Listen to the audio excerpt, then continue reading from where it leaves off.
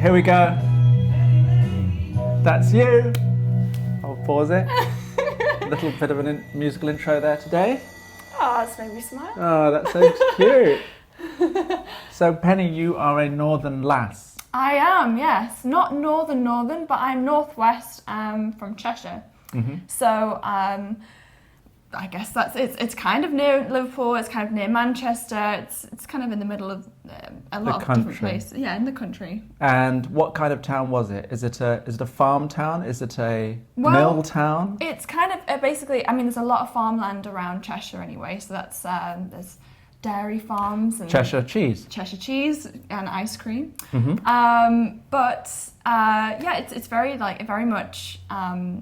It's very much just like country kind of vibes. I mean, I used to go to school and in a place called Tarpley, and they like some kids would ride tractors into school. Oh. I mean, it was like kind of like that. Wow, that's not amazing. every day, but it did happen. That's so wild. Yeah. And were your boyfriends farmers? My boyfriend. Your early boyfriend. Although I did have a date on a tractor once. There you go. So I guess the tractor was involved. Yeah, it really did work. And what did your mum and dad do? So my dad is he's a GP, he's a doctor. Oh wow. And my mum, she used to be a swimsuit model, and also so I kind That's where you get it from. I guess so. She always tried to like defer me from it in a way. I think she wanted I don't know. She's encouraged me at the same time. She didn't enjoy it? Why would she not want you to do it? Well, no, I think she thought, it's not the easiest kind of path, I guess. It just it takes perseverance and things like that, and rejection and stuff. And then But you had her genes. I've got her genes. And her personality? I think there's definitely aspects of it for sure. Yes. Yeah, a lot of people do say that, I guess. And then So was your mother an extrovert? Yes. She's definitely... Actually, apparently when she was younger, she wasn't an extrovert, though. She came said, out of her shell. Yeah, and then... How did she do that? Was it the job itself that did that to her? Or life? I think life. I think, yeah, and I respect her for that as well. I think it's cool. She got to a stage where she said, you know what? I don't give a flying hoot. And she was like, and you can just be yourself, and that's that, It's nice. Right. Were you aware of what she did growing up? Yeah, because we had a box of her old photos, and I mean they're really cool. They're super retro and 70s or 80s? Be 70s. 70s. Amazing. Yeah, and so she's got these swimsuits. She used to do competitions, so they're really really high cut and really retro, amazing, beautiful things. And she'd tell us about it, and I used to think, oh wow, I'd love to do something like that. Wow. So you had a beautiful mum. Yes, of course. Still do. That's of course. And your dad, how did he get a swimsuit model? Well, I mean, he had the cash because he was a doctor. You know what my mum always said? My mum doesn't. She always makes a point. She's like, I never fancied Dad when I met him. He won me over. But my dad always said that she walked through the door and he said I was in love with her, kind of thing. And where was that? Do you know where they met? It was in a small pub in a town. Oh, wow. I don't know which exact pub it was, okay. but he described it as a very romantic. Oh, very romantic that's scene. nice. So. And did you have siblings growing up? Yes, I've got an older sister and an older brother. Okay. Yeah. So you're the baby? I'm the baby of the family, yeah. And therefore were you the most spoilt and indulged as such? I think it's more my brother. The firstborn? No, he's the middle child. Okay, the middle child. That's counterintuitive, right? The middle child is typically... But he's the only boy. Oh, I see. And I think it was one of them things, even all the way through my family, there's not many boys. So I think it was the specialty. Yeah, but he deserves it as well. He's amazing. So at what age did you realise that you were pretty? I was pretty. I mean, I don't know. That's kind of a strange... Did you consider yourself as such when you looked in the mirror And when I was a little girl, that's a funny question. I've never really thought of that. I think when I was really little, I didn't even think about it. I was just I would go out and play, and that was it never crossed my mind at all. And then I guess you go through high school, you get very, I used to be very self-conscious actually. It was more the fact that, I guess a lot of teenage girls would go through and I didn't think I was anything special at all. In relation to your peers, the other girls in the class? Yeah, I mean, I was always the tall girl. I was the boys I was taller than the boys, and I'm 5'11", so I always felt like I was more of like, I felt maybe more masculine because I was taller and I'm sporty, and I think I grew into my confidence actually. I think it did take actually going through my modelling, I guess, to feel confident in the way that I look and so and were be you okay with it. were you popular with the boys? They weren't put off by the fact that you were a handful. A handful. Basically, a lot to deal As with. my dad says, too much woman. A lot of women for the young boys to deal with. But you were popular anyway, I could imagine, because you're such a bubbly personality. Were you always that way? I think I was always an in-betweener. I was never a part of I had my best friend Sarah, and I don't know if she'd be watching now, but Well, let's have a look. hopefully if she is, I don't know. I can't see a thing. And can you see from there? I can't. If you are there, then say hello. Yeah, so Sarah's Sarah. my best friend, still is. And yeah, we kind of just floated around everyone. Like we were never, you have like. You weren't the cliques in popular school. girls. No, and I think we kind of made a point that we didn't want to be them either, and we didn't really fit into a clique. It was more like we'd float around and we were friends with everyone. That's great. So I So think you had lots of friends and you were popular. I guess that's in a way that is like that. Yeah, I guess so. I mean, there was always trouble with, jealousy in school and things like that. There's always Other girls jealous of you? I think because we were kind of Popular. Yeah. They were jealous of your beauty and your social ease.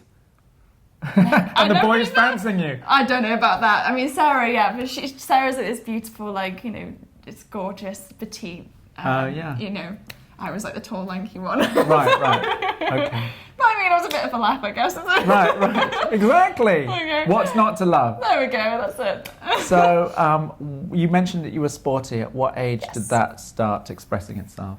I think, What sport are we talking about? I started off with running when I moved around a lot. So my first high school, it was definitely track. And I would do sprints and long distance. And also netball. I loved it. And then I moved high school and I then got introduced to hockey and I was like, what is this? I was like, I cannot do this, and I couldn't get the hang of it. But I just kind of got into it all. And then as I was trying to, make friends in my new high school, it became like a second thing. It wasn't important anymore. Right. As it typically, that's usually what happens, right? Yeah, I guess so. Yeah, it wasn't it was more about I wanted to make friends and I wanted to do well in school, and so it became secondary to me. And then my family migrated to Australia. Oh wow. Yes. So and then why they wanted? I mean, we're from a place that's. I mean, it's rainy a lot of the time. The weather is alone. Yeah. Is a good reason. Exactly. I think that was it. And my dad, he works for the NHS he did work for the NHS, and I think he just wanted a different lifestyle in work. And so yeah, I think we just wanted to it's very much part of who we are. I think. An adventure as well. Yeah. Family adventure. So yeah, how we old asked were for you? adventure. I was at the time I would have been 18. Okay. Yeah. So you were fully formed by then as an English Cheshire girl. Well, actually, this is the thing. Before that, we actually moved again to Norwich. Okay. So we moved to Norwich for a year. That's East Coast. And I actually moved out officially when I was 16. Okay. So I moved to London. Now, had modelling as a potential career exposed itself to you? Yeah, well, basically what happened was I was 13 when I got founded, so I got scouted. And where were you? Tell us the story about I that. was in Birmingham and I was shopping with my mum. It's like a very typical story. I don't know who these people are. They seem they're good at their job. They are. And so they got me, and I didn't start when I was 13. I just had the agency were there saying we're ready for you whenever you want to come to us. That was a local agency? That was in London actually. They travelled around. I guess. see. Yeah. They came to Birmingham to scout girls. Okay. So I was like, should I do it or not? And I decided, you know what, I'm going to finish my high school. So I was 16 at the time, and I was getting pressured into, you've got to go to university and you've got to go through college. And who pressured you? The teachers, the school, society. Not your parents? Not my parents, actually, no. And this is what I mean. We're very kind of open about this. And I think my dad, being a doctor, he was like, I think you should just do what you want to do in life. He said, you can always go back to education when you know what you want to do. And that's kind of where I was at. And I said, you know what, I'm gonna do this. I've got this opportunity. I can move to London to a model house. I didn't know anything about it at the time, so I thought, oh, how glamorous. And was it all exciting? Did you feel, oh, I'm beautiful, I can do this, and I've been chosen to do this? Not that I've been chosen to do this, but I thought I seeked adventure. Right. And it's very much in me to do that. If I've got given an opportunity, it's very rare that I'll say no. Right. What star sign are you? I'm Sagittarius. There you go. That's it. Say no more. Say no more. As they say. Yeah. Yes. And so you're competitive, you're goal orientated, and you're an adventure seeker. You want to know what's over the next hill. I guess you keep wanting to grow and move forward. And I like to see how far I can push myself, and I think that's why sports comes into it as well. That's right, of course. So I like to a daily activity, and you're physical as well. Yeah. You're built to be out in the world, being in action. I guess so.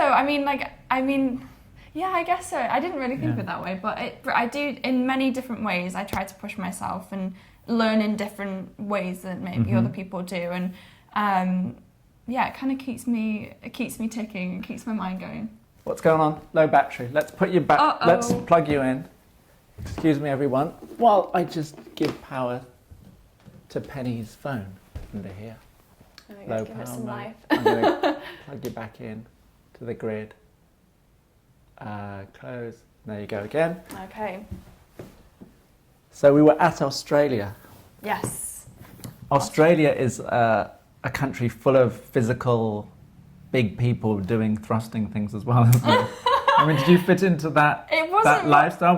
Where was it, first of all? So first of all, we moved to a place called Kiama, which I absolutely love. It's like a seaside little town underneath Sydney, and it's just like, it's heaven. This is where I used to get into my running. So I went around the coast in the morning, and there'd be whales, and it was just like, it was amazing. It was just unreal. Yeah. And I think that's where my kind of love began again with my running, and then it kind of bloomed from there, and then there was like mindfulness that kind of comes from that. And you got spiritual running with the whales. Do you know what? I think it is. And my dad is very spiritual. He kind of influences me in that direction, and I thank him for that, because it's great. An amazing gift. Yeah, it is. It really helps, and especially when you're down, it's a great way to kind of see life and really appreciate things around you. I think it's great. So you fit into the new Aussie society. Well, you made that transition fairly easily, and what did that bring you? I mean, did it open you up and add to who you are because you're in a different culture and a different country? I guess at the time I thought, when you're 18, I think I was like, I'm already fully grown. I lived in London by myself, and I've already done all this kind of thing, and so at the time I didn't think that. And you were a model. You were a model by then. Yes, yeah. Okay, so let's go back to that. When, after, obviously the agency had reached out, you were 13, at what point did you all decide, I guess it was a group decision, you and your parents decide that you were ready to move to London and become a model and take it the next step? You know what, it wasn't a group decision, it was, I got a phone call from my agency, and they said, okay, so you can move down in 2 days, and that you can move down now, we've got a space available for you. And I was like, oh my goodness, I was like, what do I do? This is crazy, I can't do this. You were at school? Panicking. I was at school, just finished. You just finished your O-levels? Or whatever it would have been GCSEs, so okay, now, it would have been, it would have been that. And and so it was kind of crazy, and I just thought, I'm not going to let this go, I want to see what I can do with this. And so I went there, and I was terrified. I got that, my mum and sister took me down to London, took me to a place in Fulham, and it was this model house, and it sounds glamorous, but it's definitely not. I was sharing a room with 3 girls, and not that they weren't nice, they were lovely, but you can imagine you get all sorts of characters in there. Yes. And it was like, it was dirty, and it had rats and slugs, and there was one bathroom between 10 girls or 13 girls, and it was it wasn't what I expected, and it was a bit of a shock to the system. But you didn't feel torn. In other words, you didn't feel that higher education, going the next step in terms of your schooling and maybe college, wasn't calling you. It wasn't in my gut. It wasn't. You didn't want. Yeah, it wasn't. It wasn't pulling me towards Right. it, and I was determined to prove Yes. like I suppose my teachers and everyone wrong. Yeah. So yeah, it's kind of crazy now. I mean, I've done so much. I've travelled so much through that, and I'm so happy that I did make that decision, because I think for me, I wouldn't have been satisfied with doing that. But that's just my personality type. Did you start working immediately? So how were your first jobs? How did you get over the initial shock of the model apartment? How long did it take you after coming to London, to start working properly? I mean, it took a long time. You hear a lot of models when they start off, especially young like I was, you get into debt with the agency because you're paying for, obviously, through the account, through them. What are you paying for exactly? You're paying for just the rent, and then you're paying for, you've Books? obviously got, you've got to pay for the book and the cards, and then you've got travel, you've got food, and then maybe a bit of money to socialise, and that was like, and I literally lived on, I think it was £10 a week, and I had to borrow 50. I remember I had to borrow 50 from your mum and dad. No, from the agency. Oh, so your mum and dad weren't going to support you for a amount of time. No, they would always do it. You'd never go hungry. For me, I'd never go hungry, because I would eat baked beans. I nearly had some baked beans for lunch today. Oh, my God! I didn't have time. But there you go. It's still upstairs. There's a cold bowl of baked beans upstairs. Oh, I guess I cracked them open like that. That's so funny. So you have all this pressure and expenditure. Mm-hmm. So you feel, oh my God, shit, I've got to book a job quickly. There's a lot to of pressure. get me out of the debt of this. And remember, you're in a house of girls who are feeling exactly the same, so it can build this big tension. If a girl gets a job and you're like, oh, it's great for her, but like, why am I not working? Why, this, that, and the other, and it becomes a very magnified, I don't know, like experience. And with your age as well. Yeah. All of you are young. Yeah. So it's difficult, and then you've got some girls that are a little bit older, so then they like, oh, come out and like experience the nightlife of London. Of course, she's 16. I'm like, of course I'm gonna go, and it just opened my eyes, and it's made me not want to go and to do all that. It was very apparent to me at a very young age that wasn't who I was about. I went to those places and I felt very out of my comfort zone. And still to this day, like I really. You're not a clubber. I'm not a clubber. I like a dance, but just to ABBA maybe. Right. In your living room. Yeah, pretty much. Yeah, with my mum. That's it. Okay, but at least you're exposed to it and you tried it. Exactly. Yeah, it's funny. Like it really did open my eyes to a lot. I mean, there's girls from all over the world, so it a lot of cultures at a young age, and it's a great thing, actually. It really helped me learn about life and people in general. So when did you start working then? How long in your mind was that gap of wishing before you knew for certain that it was something you could do and people are willing to pay you to do it? That would have been, I would have booked a job like every so often, just getting me by. And it was like, it would start off very slow. And it takes about, I'd say, to fully get going as a model, I'd say it takes about a year.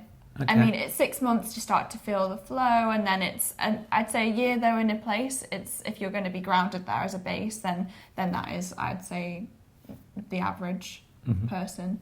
So you worked for how many years in London before you had to go to Australia? That was 2 years?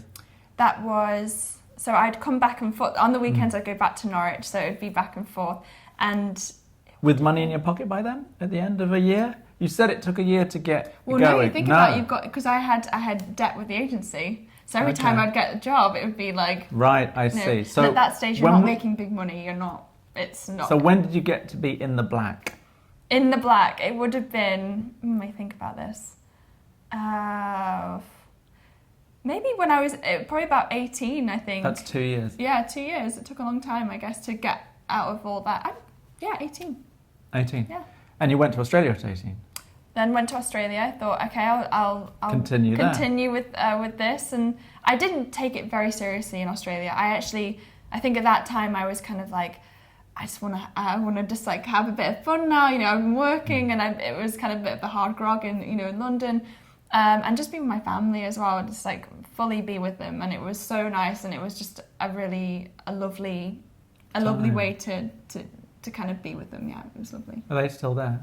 They are, but they're actually. I didn't get my visa. This is another whole other story. Well, tell me. Well, so we got there, and we'd sold our house, and basically I was hoping to get a visa through my dad because he's a doctor, and I had to be dependent on him, and it was really bad timing because basically the laws had changed as we just got there.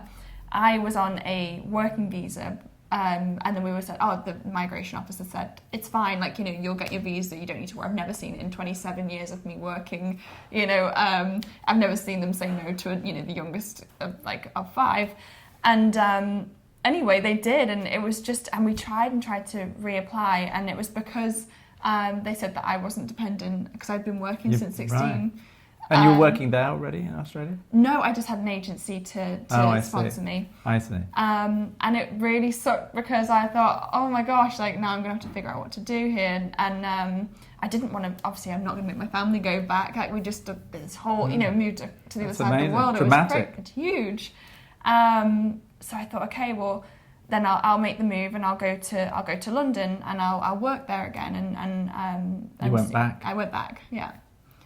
Wow. So yeah, it was kind of crazy. And then I guess I brought this up not long ago with my friend, but I didn't think it was a big deal. But I kind of did like legal. It's basically legal squatting. Like it's this kind of underground company that lets you squat in like unused buildings, yeah, and it was an office building, and I stayed there for a few months. What was the rent? No rent. It was £300 a month, which was amazing. It was in Chiswick, and I was okay, Chiswick. Yeah, I lived in Chiswick. Yeah, it's lovely, right? It's very nice. And so I thought, this is good. You might know the building. It's a big red building, Chiswick High Road. Is it on Chiswick High Road? Yeah. That's so funny. I had a big glass window, and I thought, oh, this isn't bad, That's great. But and again, I mean, squatting like in that way I met a lot of different people, and it really opened my eyes actually to different characters again, like not in the industry, just in different lifestyles, and it was a scary time, but it was amazing at the same time. Yeah. When did you manage to make enough money to invest in a place to live of your own, or has that still not happened? So, well, basically after that, I moved there and I started to get regular work, which was great. And then I started to rent with my sister, moved to London, and I moved in with her. And it was kind of like that, actually. We just... Did anything happen for you to start working? To get... What was it that everything just started to happen? I guess, I don't know the answer to that. It's kind of... Is it getting known over a period of time and putting yourself out there constantly? Is it you coming into your own in terms of you've done a picture that works and then someone looks at that kind of picture and goes, oh, you'd be good for that. We're going to get onto that in a minute because we could get onto it now, actually, while I have it in mind. And that is, what is your niche? Okay. And from what I've seen from your book, I could say that it's about the body. Oh, okay, cool. Penny, your sick body figure is part and parcel of the kind of work that you get to do, which is both body conscious in terms of lingerie kind of body, sexy body, hourglass body, boobs, long legs, and all that. Right. And also the physical, athletic body, and all of that sports background that you bring to the table. That's the timer. Half an hour. I've got to stop the camera and restart. Okay, no worries. It's one of my favourite places ever, and they do the most amazing Welsh rarebit and salads and omelettes and cakes are amazing there, and they just said hello. Oh, that's nice. It's nice of them. Okay. You see that half an hour went very, very quickly, didn't it? Yeah, it did. It was crazy. Okay. So I'll give people an example. Well, first of all, this was the one I used. You saw to publicise this today, and I don't know if you can see it, but that's a lovely picture of you looking sensual. Yes, sensual, moody, and moody. But you this do is Australia, actually, this one. Yeah, you err to the body, sexy body, natural, out in the world. Mm-hmm. And this is just ridiculous. Thank you. Look at that. That is sick. It was one of my first Armani campaigns. Wow, that is a runner's body, idealised. They didn't do any. Did they do any Photoshop liquify on those legs? Do you know what? He doesn't. He's amazing at this photographer. He lives for it. He's like 65 years old. Is he? He's rolling around the sand and he's like, let's get this shot. And he's just amazing. Lots of body, lots of swimwear, right? That's your... I do love to... I guess that's my Get niche. your kit off. Get my kit off, there we go.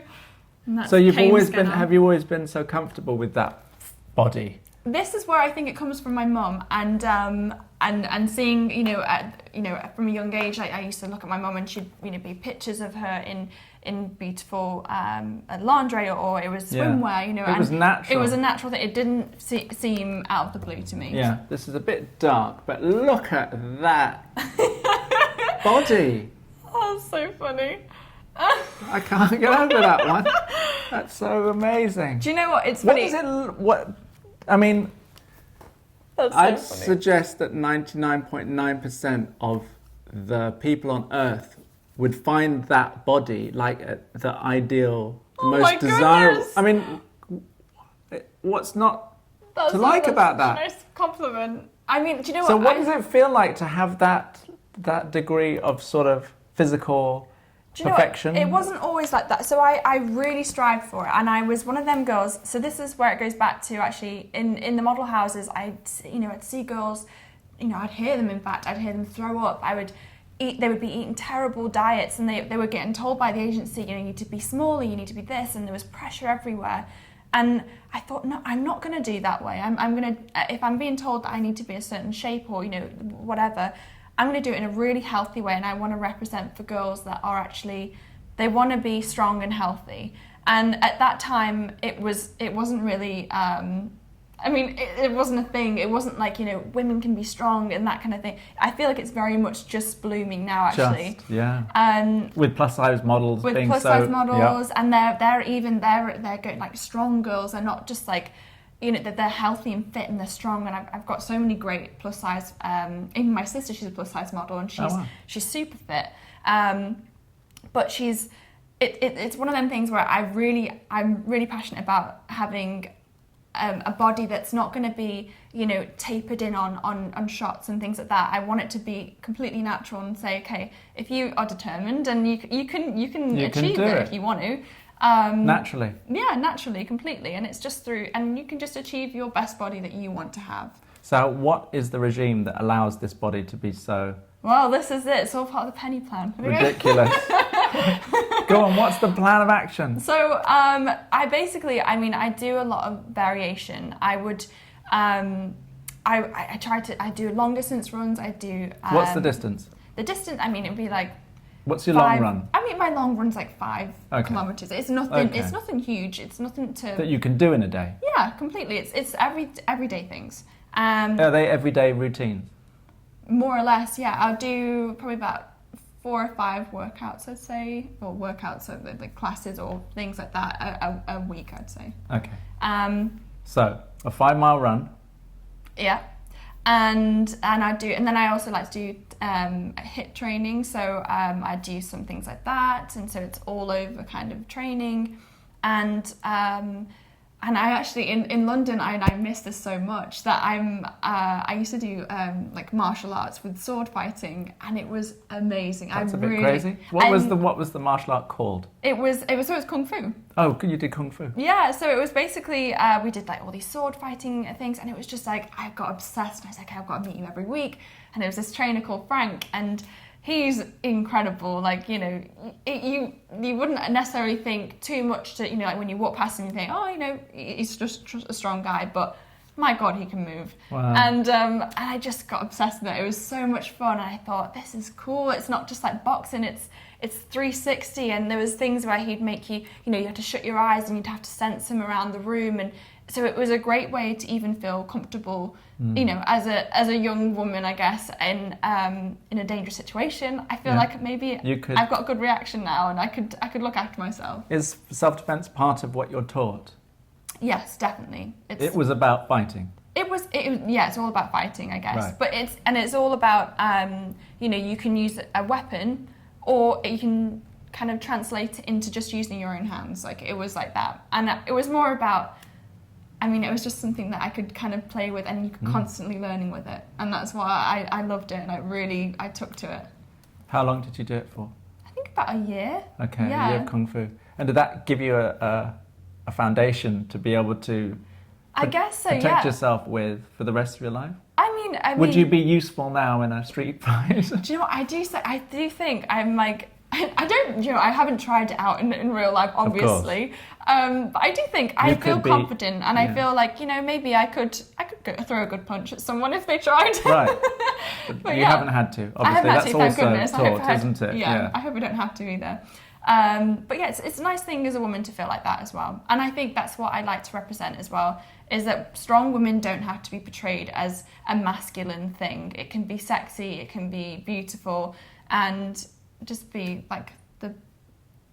just aim for the best version of yourself, I guess. Do you have to eat specially?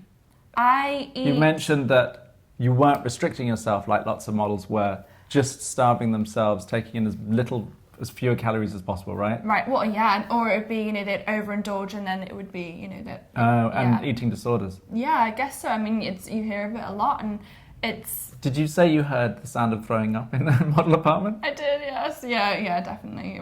So is that part of the routine? Is there a culture of that in modelling? No, it's not spoken about, and girls would never say it openly, but you know what's happening around you, and I'd always try and encourage the girls, like, if I thought, I'd never say it to anyone, but to try and take it a healthy route. And my dad helped me a lot in that, I suppose, being a doctor, and I said to him, like, how can I do this? How can I achieve a body like this or whatever? And he really helped me with the nutrition side of things. He said, you eat lots. He said, you eat lots, and you train lots, and you eat lots of healthy things, and go organic, and as I start to unveil that world, I kind of just got really delved into it, and I love to cook, and I find it fun, and it really helped me kind of progress in that area as well. So what about your love life then? How was that through your teenage years to now? Did you have steady boyfriends all the way through? Never. I never had boyfriends. Hang on. You never had boyfriends? I had there was like the odd boyfriend in the high school, but it wasn't anything serious. It was never like, oh, I'm boyfriend and girlfriend. It was never anything like that. It was. So when did that happen? Just until actually last year, I met a guy, and. So how old were you? I was maybe 21. 21. There you go. Yeah. And is that just circumstantial that you didn't meet the right guy? Are you hit on every single day of your life? Are you constantly having to, beat him off with a stick? Oh, no. It happens a lot. I think in cities it does happen a lot anyway. I've spoken to a lot of girls about this. It does happen.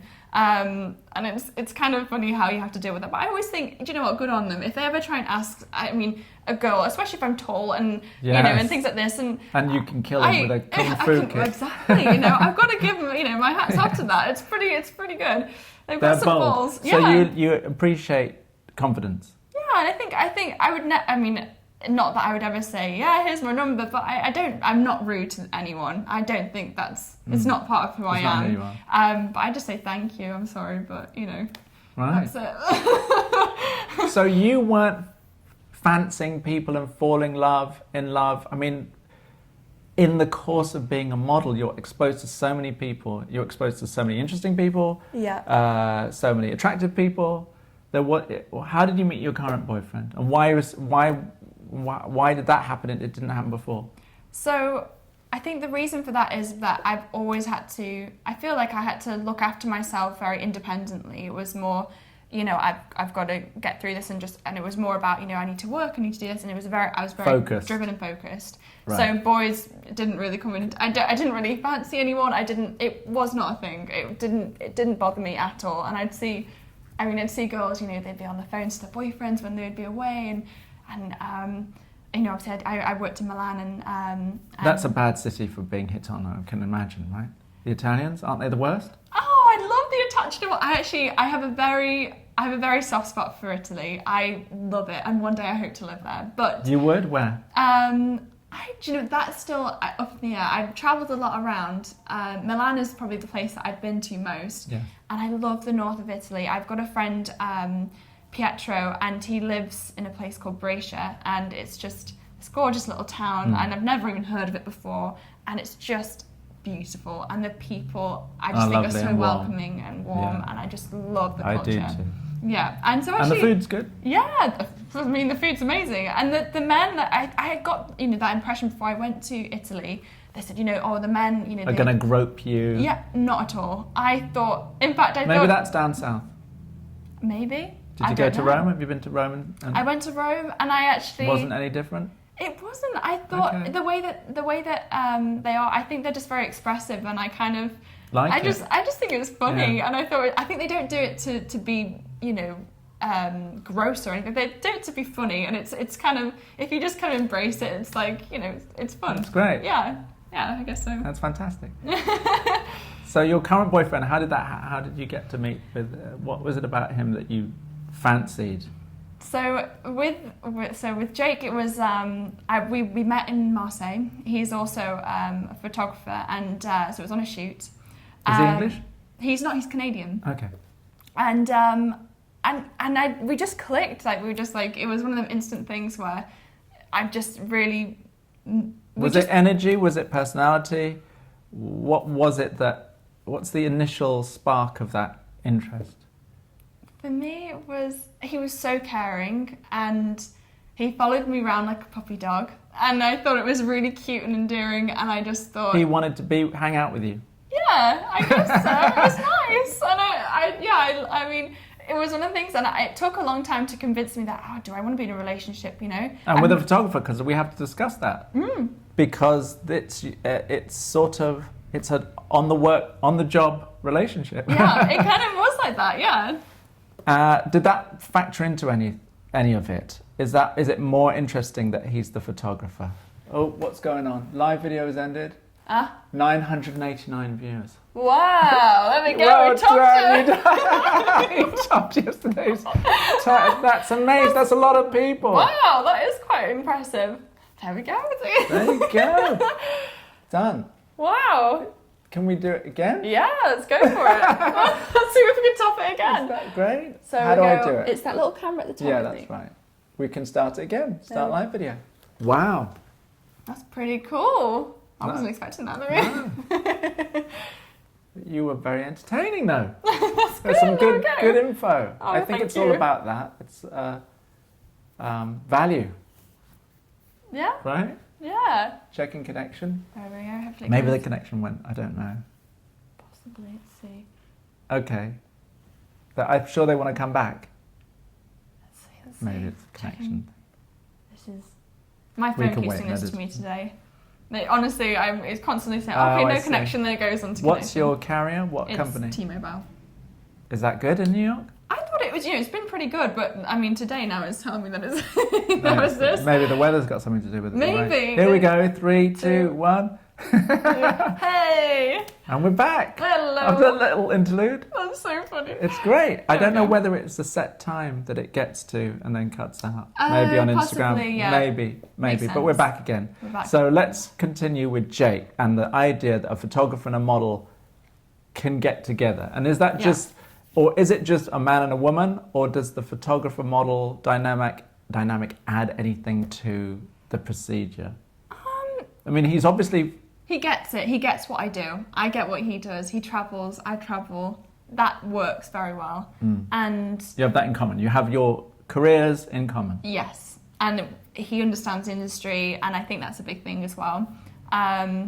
And, you know, obviously he's got to feel quite comfortable with me being in a bikini with another, you know, photographer, and he knows that there's nothing in it, but it's just what I do, and I have to accept that maybe he shoots a girl that's in lingerie. That's right. And it's fine. And neither of you are jealous people? No. I really don't have any jealousy towards that. And in fact, he's got a lot of girls that are friends, and I think it's great because I get to hang around them too. Right, that's and they're good. all lovely people, so it's great. Okay. Yeah. And did you have lots of girlfriends in the business that you've made over the years? Yeah, I think or you're a woman's woman, or a man's woman, if that. I'm in the middle, you know, and I think, yeah, I'm in the middle. I can be very much a girly girl, and then I love to be like outdoorsy, and like it's like my brother's kind of like my dad's aspect of that is where we were growing up watching like Planet Earth and David Attenborough and that kind of stuff. You know, that's why I'm a photographer. There we go. That's so David cool. Attenborough. Yeah, definitely. No way. Of course, watching wildlife documentaries and sort of twigging quite early on that the camera was the passport to getting out into the world to see beautiful, amazing things. That's and I lived opposite Kew Gardens, so the first pictures I took were of birds and plants and animals and stuff at the park opposite. That's really cool. Yeah. I'm so and I wanted to be a wildlife documentary cameraman and stuff. Yeah, early. Would you ever do it now? No, I wouldn't do it then.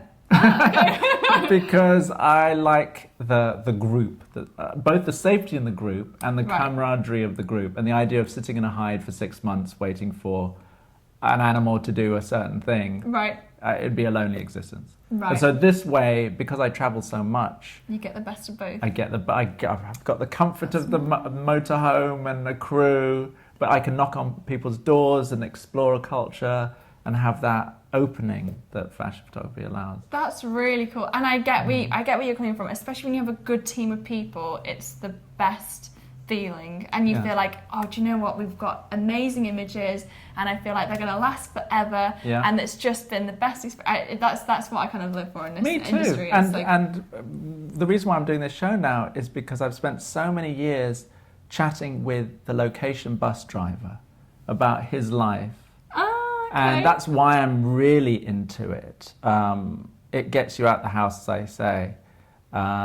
Gets you into the world, gives you a purpose, and puts you in contact with people to share stuff with. Yeah, and in comfortable situations, and it's what's life. I mean, that's where memories come from. Is when you have things that go wrong, and you meet these strange people, you know, and it kind of opens your mind, and it becomes an addiction. I feel that's why I keep traveling. It's just I want to keep exploring that.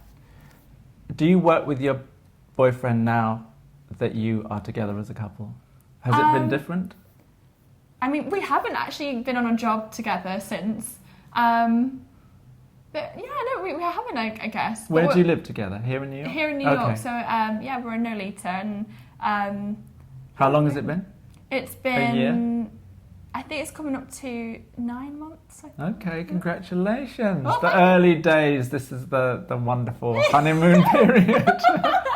It's when it comes to 18 months to 2 years. Okay. Apparently that is the technical time when the in-love chemicals start to drain from the system. Those chemicals tell him there's a time that he's going to have to really pull out this thing. Yes, and at that point, 18 months to 2 years, you don't have a chemical view of the other person. You don't have the euphoria. You don't have the rose-coloured glasses on. You actually see them for who they are for the first time, and it's at that point that lots of relationships either continue or don't. Oh, lots of people are addicted to the feeling, the euphoria of being in love and the falling in love, and then when the reality hits in, it's a bit of a shock and a wake-up call, and they sometimes, if they just want the initial excitement, they move on. See, for me, I don't know if I'd be like that. I watch my mum and dad, and they are best friends. They're really, and I think that's what I aspire to have as a relationship, is to have a best friend. So for me, that's the most important thing. If you've still got that bond, then I think... And your mum and dad are compatible people? Do they like doing the same kinds of things? Do you know what Or are they different? My dad's an introvert, and my mum's an extrovert, and it works complement very each well. Other. Yeah, it works very well. It's like they balance each other out. I think that's how it works. Is Jake an introvert or extrovert? He's An extrovert, I think. Oh no, he's a bit of both, actually. Yeah, he's a bit of both. Photographers are moody. They're in and out. That's so funny. Oh my goodness. But it's working, so you're really happy. So you would consider this to be your first big love affair in your life? Yeah, completely. That's so great. So if he's watching, then... Yeah, nice one, Jay. You did good, mate. Just keep saying you got that. a keeper here, for sure. This will last past the two-year mark, I'm sure. There we go. Are you broody?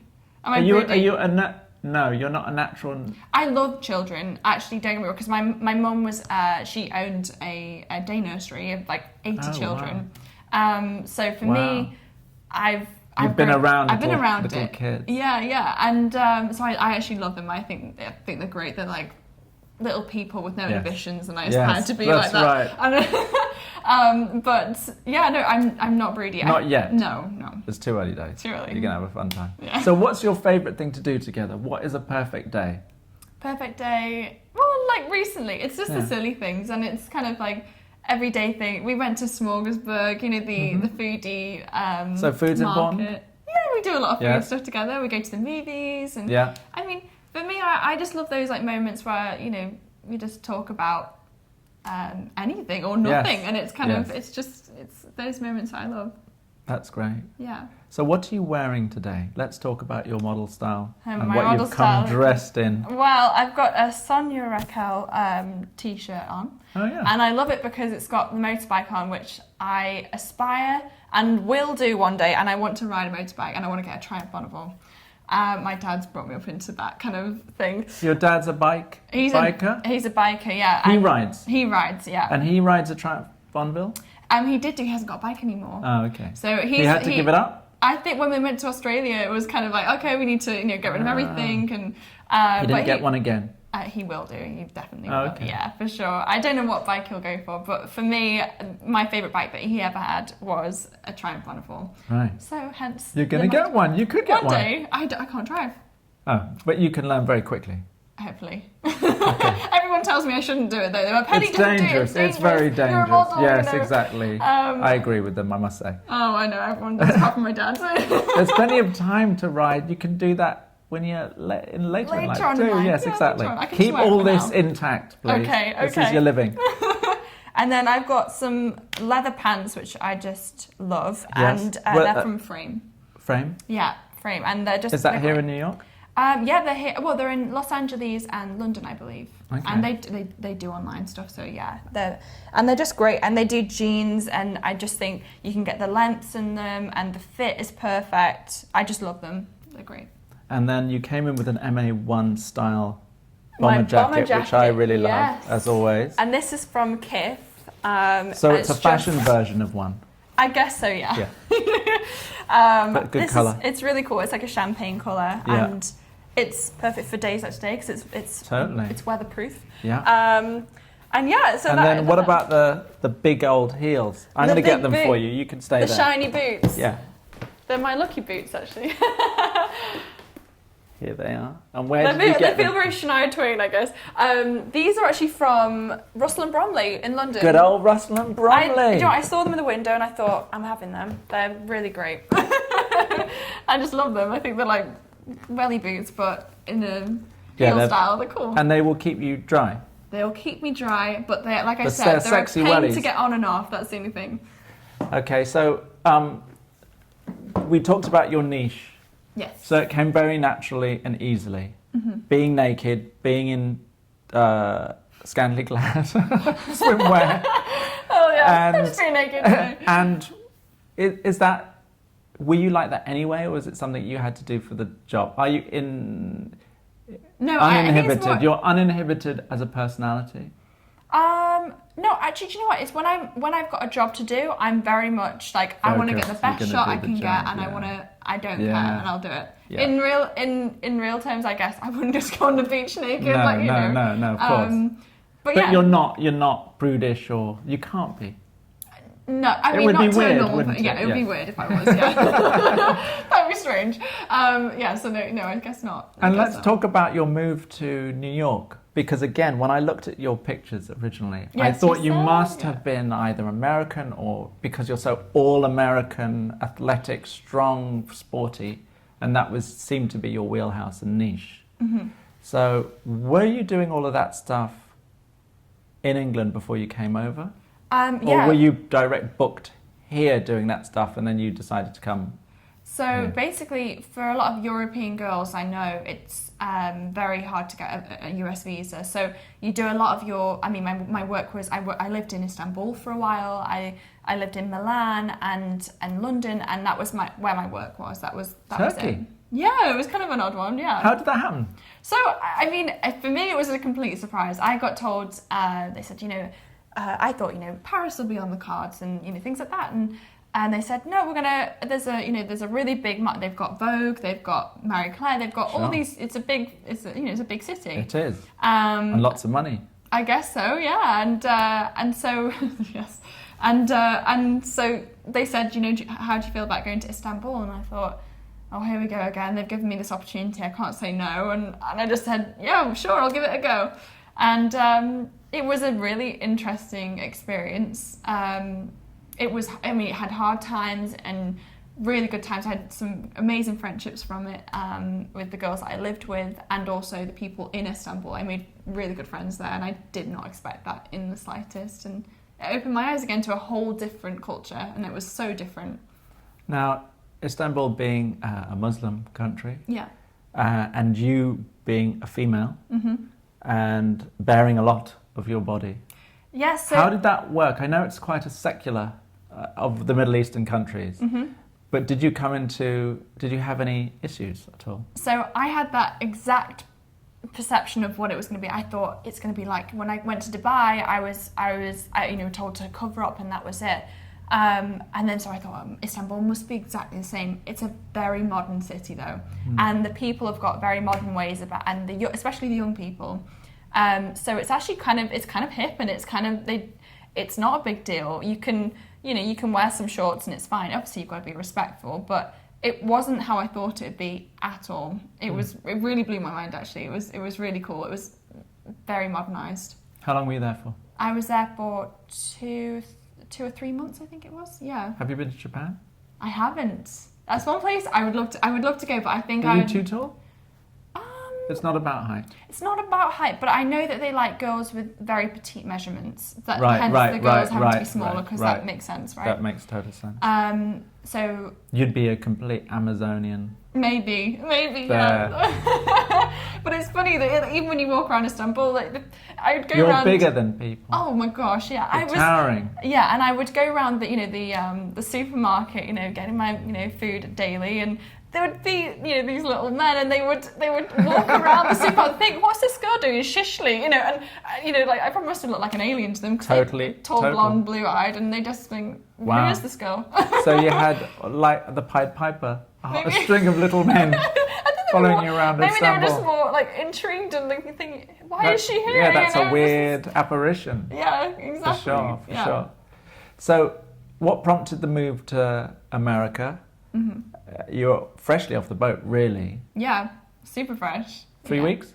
No, not that fresh. Oh, a couple of months? A couple of months, yeah. It's been 5 months, I believe, yeah, that I've been working here. So, and why did you do it?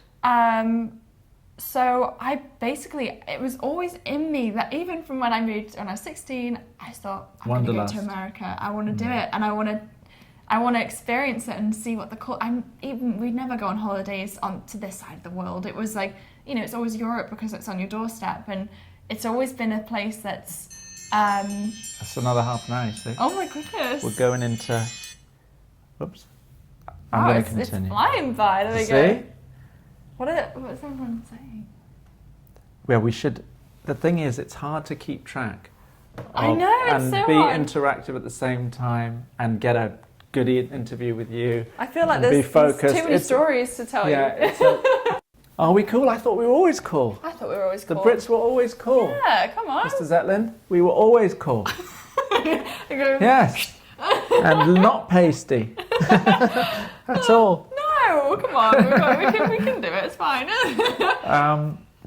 That's funny. So it really was just a question of you saying, I want to live in America for a while and experience it. Yeah, it really was. And I was with IMG, I joined, I was founded by IMG, I moved to agencies, and that was always part of the deal. I was, I want to venture there, and I want to make sure we can get the visa going, and I want to see what I can do. I mean, I want to keep exploring, and also I've got into my acting as well. And let's talk about that. Yeah, so it's really kind of a place where, I want to explore here because I know that there's some great acting schools, and I know that obviously LA I can hopefully be bi-coastal, and WME have taken me on as well, which is an incredible thing. It's like blown my mind. But it's... WME stands for? William Morris Endeavour. There we go. So how do you get to be with William Morris Endeavour that are a theatrical agent? What do they see in you so far that they think that they can profit yeah, from? That's because that's the basic, that's the bottom line. I guess in the acting world. So I guess it's I'm classed as I guess new talent. So I mean, for me, I was so passionate when I was in school. Drama was my favourite lesson. I would look forward to so much, and I just thought, how on earth can someone like me be able to get into acting now? Like, I haven't gone to a drama school. I haven't done any of that, or theatrical training, and all I've got is life experience behind me. And I think it's funny. I think I managed to audition for a part in a film coming up, which is Justice League, and it comes out in November, and it's a small part. But I'm impressed the right people and the casting directors, and it kind of went from there. And then I got to meet these people, and I filmed, and it was the best experience. You're going to be, it's just come to me, you're going to be a superhero. I would love to be a superhero. You're bloody built for it. Penny, that's it, I see it all. There we go, that's it. Wonder Woman's taken, there we go. We'll do the Wonder Girl. There we go, that's it. Maybe a villain, who knows? Who knows? That is it. And all the Disney stuff that's being rejudged, my daughter went to see Beauty and the Beast. So live action versions of the animated series. It's really becoming a thing, yeah. And you look like that. Oh, well, thanks. You're going to make a fortune. Do you make lots of money now from the advertising sports arena? Because I would have thought that there's a lot of money in the Nikes and the Adidases and all that, and you could work every day and you could make a nice, tidy penny. If you don't mind. Nice tidy penny. Do you know what? Actually, moving abroad it's hard because you have to start over again, and it's an investment. You have to put money in. You have to, it's everything, and it comes again. And so, did you have money in the bank? Yeah. So you're coming in a different kind of tax bracket. Yeah. Already. Yeah, and I guess it's it doesn't mean that I wouldn't say I was well off or anything like that. I mean, for me, I guess I came here, and it's been an investment, and it's still, I'm still getting up on my feet, and but that's okay. I mean, for me, the world doesn't revolve around money, and I know that I probably should be more, aware about that. I'm more about actually just. I have this very hard balance with life. I have to think reality. Okay, that's earning money and being business-like, and I try my best to do that, but it doesn't come natural to me. And then I have this other side where it's creative, and I wanna do the best job I can, not because I wanna get money and get booked again. It's because I wanna have the best experience, and I wanna get the best thing out of it, and let's inspire everyone, and let's do that. And that really is what I love to do. What you're here to do. So if it brings money, then that's great. That's a huge bonus. But for me, money my kind of currency, I guess, is in memories and that's things amazing. It sounds really cheesy. But you're so wise. I guess it comes from my dad and mum, I guess. And I've got to say, I want to mention this, in that when I got the schedule from IMG of the models that I was going to be seeing over the next couple of weeks, Penny was a name on the list, and I did my due diligence and looked you all up on Instagram to get a feeling of who you were. Okay. And so I followed you, Yes. And it wasn't that very long after that I got an Instagram direct message from you. Yes. Saying, it's nice to meet you, we're going to be working together next week, or whatever, going to see each other. Yeah. And you made that initial connection, and I've got to say, that was really rare. Oh, really? It doesn't usually happen in advance. I suppose social media has made that a possibility, but hitherto, it was very rare that a model who hadn't worked with a photographer could reach out in advance that way. Yeah. But the fact that you did so and took that initiative to do so was really impressive. Oh, Penny, thank you. because I got so much from you in terms of your energy and enthusiasm, and more importantly, a commitment to do the job a week later. Because if this is the job, if part of the job is meeting the person to get the job, then it's already working. It's already work. Right? The go-see is work. And the fact that you were able to do that so openly, and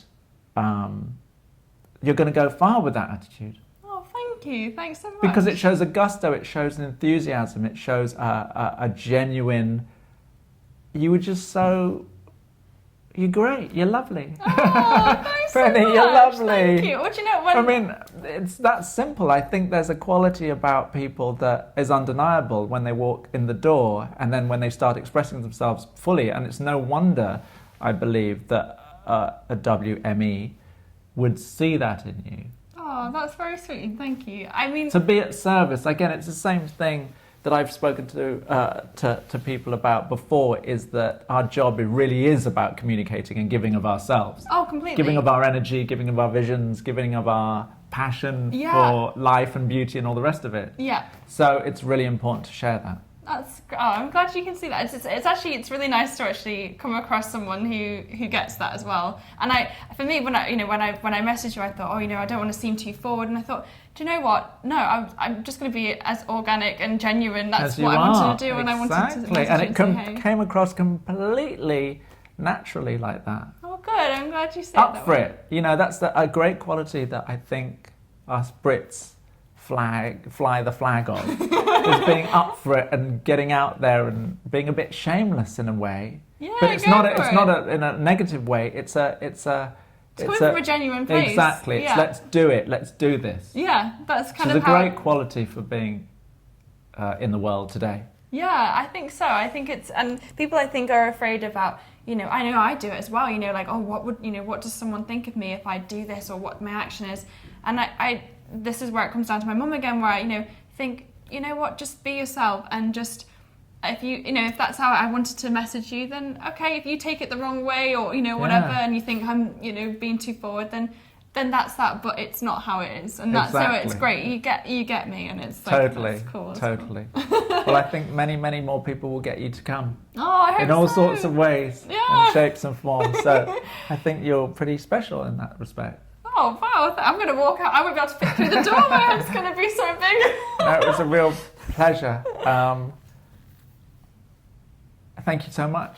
Oh, Thanks for coming. Your time. Thank and you. If you want to see more of these kinds of interviews, because I'm starting this project and I don't know how it's going to be. I'm just doing it, like you say, just out of a genuine sense of wanting to share what it is we do. Yeah, it's great. I think this is really cool that you're doing this. It's so really if you want to see more, I guess tune in. It's every weekday at 1:00. There we go. 5 days a week. There we go. No worse for the wicked. Exactly. It's a pleasure. It really was amazing. And thanks for coming again. I appreciate it. No, thank you very much for your time. Thanks, Penny.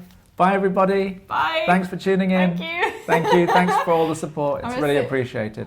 Let's take a few, if there are any questions or something. Yeah, Can you read any of them? I mean, there's a lot of Italians actually. There we go. There is. It's coming in thick and fast. They're talking in Italian. Are they taking the piss? So, it's probably, maybe. Yeah. Who knows? Let's have a look. Give me some English questions, maybe. See, I can't do that on my Facebook one because the camera's not like that's it. See, this is why I tried to learn Italian for a bit, but I love you too. What's your favourite animal? My favourite animal is... Are you an animal lover? There's the whales. The whales, but I actually got given a really good... here we go, I'm starting off again, but I got given a really good question. They said, what's the 3 animals that that you love, and list them in order of rank them in the 3 best.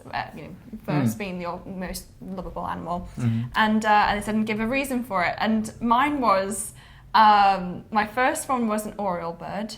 I love the oriole, and that's an American bird, so that's weird. Yeah, I know. It could have been a robin redbreast or a blackbird. I love those birds as well. I do love those birds. But there's a lucky story behind it. It's basically, there's a whole story behind that. I won't go into it, but it's my lucky bird, and I love it because it's very beautiful, and the song is absolutely gorgeous. Second one was jaguar, because I think it's strong, sexy, bold, and it's independent. And the third one was a dog, and it was a mutt. Yes. And that's because it's lovable, and I just think they're just lovely little genuine dogs. Totally. Great. Totally. And so anyway, I said these answers, and anyway, apparently the first one is what you want people to perceive you as. Oh wow. The second one. Beautiful. The second one is what people see you as, and the third one is actually what you are. So. Okay, that's a weird psychological game. I don't know. What's the second one? My second one was jaguar. You appear to be a jaguar, but you're really a friendly, lovely mutt. There we go. That says it all, guys. That says it all. There we go. There's something in it. There we go. They're having a good old laugh in Italian. Oh, so we'll leave it there. I wish I knew. It's terrible, really. Yeah, we're in the dark. But thank you again, everybody, for all the support and loves and hearts. I do think that's so nice, isn't it? That's lovely. Yeah, it's really nice. Thank you for watching. And we'll see you again soon. Oh, here we go. What do you think about Paramegia? Is that where you've been? Have you been there? I haven't been, I don't think. You see, you've got lots of fans in Italy. Yeah, totally. It's an Italian fest. Okay, when will you come? I hope soon. That's why, because you said you wanted to live there. Yeah, I mean, you loved it so much. I loved it, and I think I hope that one day I'll hopefully learn the language. That's definitely a thing to do, and to be back. I hope it's this year, and I hope it's this summer. I would love to go back this summer. That's amazing. So I'll keep you. I've got to get ready to collect my daughter from school. No, don't worry, we've got to go. Fine. It's fine. That's so nice. Thanks for the hearts. Bye, everybody. Bye. Lots of love.